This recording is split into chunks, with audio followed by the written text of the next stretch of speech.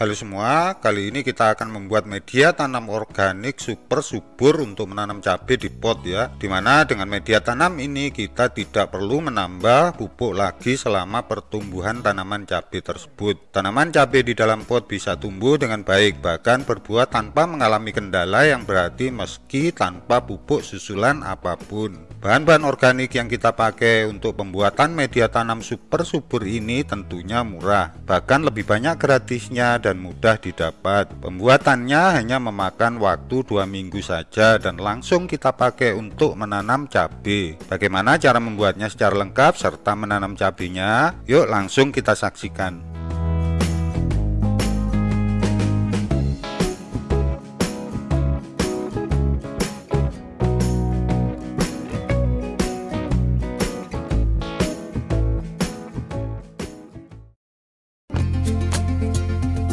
Bahan-bahan yang kita gunakan di dalam pembuatan media tanam organik super subur ini adalah tanah 3 bagian dan bahan-bahan organik 2 bagian. Jika tanah sebanyak 3 kg, bahan organik sebanyak 2 kg. Masukkan sepertiga bagian tanah ke dalam wadah plastik seperti terlihat.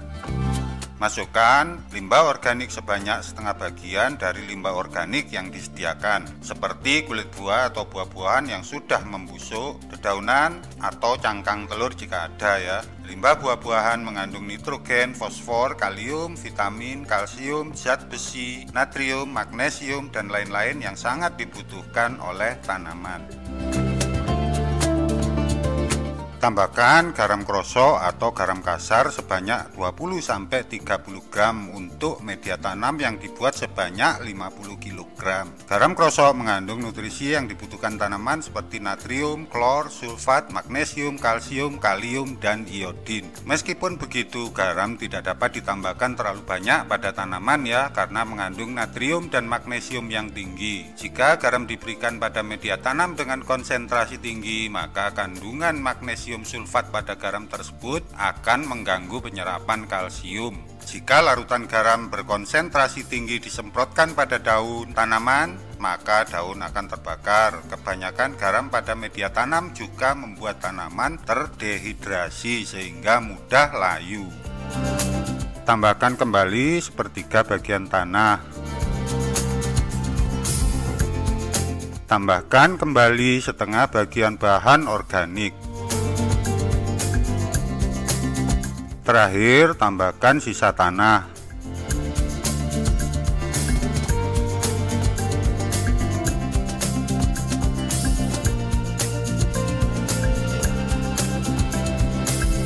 Bahan berikutnya kita tambahkan adalah pupuk organik cair atau POC. Tujuan penambahan POC adalah untuk mempercepat proses penguraian bahan-bahan organik dan menambah kandungan nutrisi pada media tanam yang kita buat. Kita takar POC sebanyak 100 ml dan melarutkannya dengan 5 liter air. Kita siramkan di atas permukaan media tanam.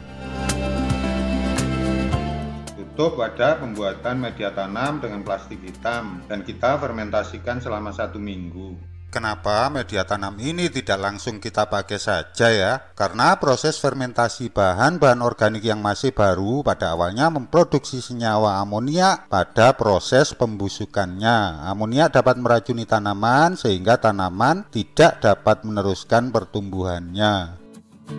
Setelah 1 minggu, media tanam siap kita gunakan langsung untuk menanam ya. Namun kita masih harus menambah sedikit lagi bahan-bahan yang kita perlukan. Kita ambil contoh media tanam sebanyak 1 pot ukuran 25-30 kg dahulu ya, karena tanah dan bahan-bahan organik berlapis-lapis mulai dari bawah ke atas, bukan tercampur rata, maka kita ambil sebagian mulai dari atas sampai bagian bawah.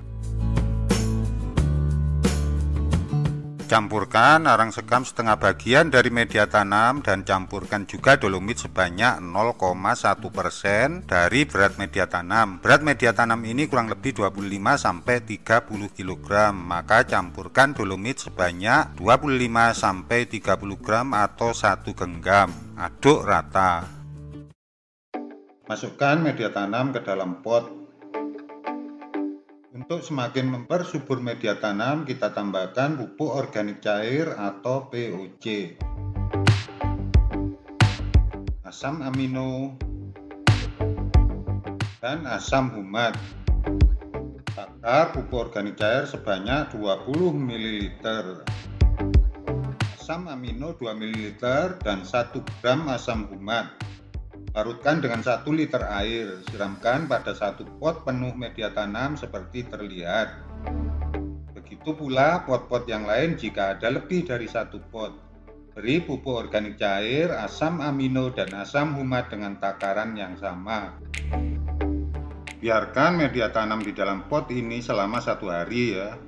Sebenarnya tanaman dapat memproduksi sendiri asam amino dari unsur-unsur primer seperti karbon dan oksigen yang diserap melalui udara, air, dan tanah. Unsur primer tersebut membentuk karbohidrat melalui proses fotosintesis dan menggabungkannya dengan unsur nitrogen sehingga terbentuk asam amino. Tapi dengan asupan asam amino dari luar, tanaman dapat menghemat penggunaan energi untuk memproduksi sendiri asam amino tersebut sehingga bisa digunakan untuk proses metabolisme lain. Asam amino yang mencukupi pada tanaman akan membentuk ekstrak pektin di antara dinding sel sehingga lebih keras dan tahan serangan hama. Sebaliknya, asam amino juga dapat meningkatkan aktivitas mikroba tanah dan mendukung proses asimilasi nutrisi bagi akar tanaman. Mengenai fungsi asam humat, sobat dapat melihat di video yang berjudul berikut ini. Setelah 1 hari, media tanam siap ditanami cabai. Tanam cabai dengan melepaskan polybag semainya dengan hati-hati agar akar tidak banyak terputus ya.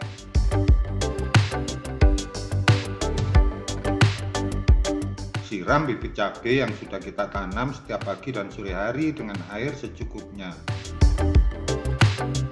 Tanaman cabai ini telah berumur 35 hari setelah tanam bibit. Terlihat sangat subur dengan tunas-tunas yang vigor. Terbukti dengan membuat media tanam organik sendiri dengan bahan-bahan murah dan mudah didapat, tentunya dengan pertimbangkan ketersediaan unsur nutrisi dari bahan-bahan organik yang kita pakai ya. Tanaman cabai dapat tumbuh sangat subur bahkan berbuah. Padahal masih kecil, saya tidak menambahkan pupuk susulan apapun, hanya penyiraman setiap hari selama 35 hari. Bagaimana jika sudah besar nanti? Apakah tanaman cabai ini akan berbuah lebat? Mengingat tanaman cabai membutuhkan kalium dan kalsium yang cukup tinggi agar berbuah lebat serta perawatan lainnya seperti pengaplikasian insektisida maupun fungisida, terlebih pada musim penghujan saat ini ya. Ini adalah hasil tanaman cabai yang saya tanam menggunakan media tanam yang telah dibuat dengan cara yang sama dengan di video ini. Saya hanya mengganti separuh media tanam pada menjelang masa generatif dengan media tanam yang sama, yaitu pada umur 50-60 hari setelah tanam. Saat ini telah berumur kira-kira 4-5 bulan.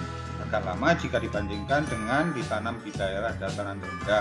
Jika ditanam di dataran rendah, kemungkinan tanaman cabai dengan cara tanam seperti ini akan berbuah jauh lebih lebat ya. Saya tidak mengetahuinya dengan pasti karena tidak pernah menanam cabai di dataran rendah. Sobat bisa mencobanya jika bertempat tinggal di dataran rendah. Kesimpulan yang didapat jika menanam cabai di pot dengan media tanam seperti ini adalah pada menjelang masa generatif sebaiknya media tanam diganti separuhnya dengan media tanam yang sama dan perbanyak kulit pisang pada awal pembuatan media tanam tersebut untuk menambah unsur kalium yang sangat dibutuhkan tanaman cabai maupun tanaman sayuran buah lainnya pada masa-masa generatif ya.